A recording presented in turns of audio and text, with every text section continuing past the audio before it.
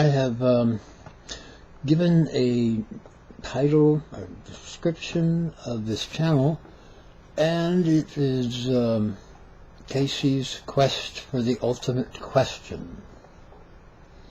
Or actually, Casey's Quest of the Ultimate Questions. Parentheses with the S, because there's the ultimate question that is traditionally spoken of, but for every question that you get an answer to, you have several other questions that come from that. And even if you don't get an answer, you still develop more questions. So, right now I wanted to talk about, is there a meaning or purpose for everything? So one of the traditional questions is, what is the meaning of life? Well, does everything have to have a meaning and a purpose? And, well, my answer currently is yes.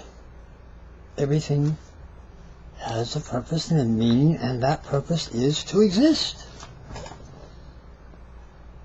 And the purpose and meaning of its existence is to be experienced. Everybody is to be experienced by everybody. Everything is to be experienced by everybody, because we are all one. Now this will make sense later on, I hope.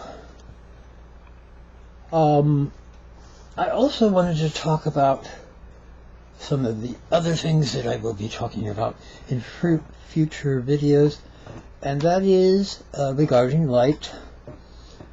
Ian refers to electricity and the eyes and so on, and I think maybe he's referring to, like light, the electromagnetic spectrum. He uses the word electricity. Well, it's a form of energy. And then he says weight, gravity, and so on.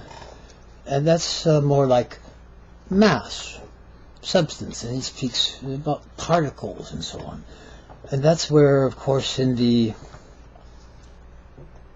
science, they've always had this duality model for light. They say, well, it behaves like a particle, and then sometimes it behaves like a wave. As far as that, it goes around the corner. It can go around the corner. At very high frequencies it doesn't, but at lower frequencies it goes around the corner. Just like a wave. You have a swimming pool, or they have, these at the dock, corner of the dock there, the waves come in, they go around as they come in. Anyway, that's not a very good explanation, but they talk about the wave. But what you have to think about it is these are models, and models in science are used to help us to visualize, to understand what is going on with some phenomena, something. And so if it looks like this other thing that we see and behaves, maybe it's going faster or slower than our little thing demonstration, but it helps us to understand what's going on with it, and helps us to predict other behaviors of it. And if those other behaviors from that model do come out true in the reality of whatever we're testing, then we think that it's a pretty reliable model. Unfortunately, with the light, it behaves both as a particle and as a wave of energy. But that may be answered in a way, because they currently, particles are waves, is the way they look at it now. That an electron is not really a particle, it is a energy wave that appears to have particle-like properties, but of course we have given the name particle to be something solid. Remember, there was this movie where this lady physicist was telling this government senator or something that it was discovered by the physicists at one point that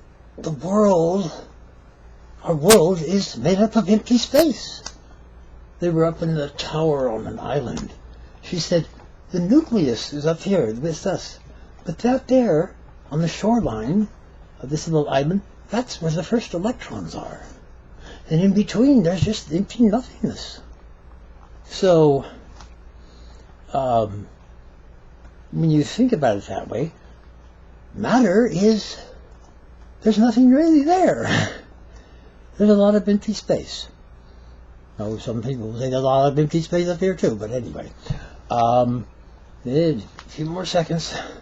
But anyway, I'm going to let that ring and stop it. So I want to talk about the interesting things in the future videos about that the speed of light is constant. Everybody knows that, yeah. But it hit me. The speed of light doesn't slow down. It doesn't speed up. Nothing can go faster, but it doesn't go any slower either. Now, if it goes through something, then apparently it's going slower. So, the speed of light, according to Einstein, is constant or fixed, as long as you're in a vacuum. I'm sure that was the assumption. But it is interesting, it does not go any slower. So, the duality of light, I spoke of. Then the Michelson-Morley experiment, which was how, in a way, it got Einstein to thinking that it has to be a fixed speed. But that was the one that proved that there's not an ether. And this is kind of not spoken of when they speak of light being a wave. Waves need a medium, something that transmits the wave. And with light, if it travels, it violates that wave idea. Of course, maybe that's why they want to also say that it's a particle. So, anyway, and then the cosmic background radiation from the Big Bang is the kind of like it's the fog that's left over. You know, it's like a fog of light energy going at the speed of light, going quickly nowhere, you might say. Right all around us is the cosmic background.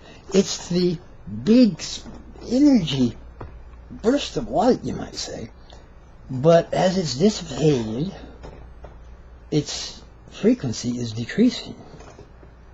And so they picked that particular frequency up, and they found it everywhere.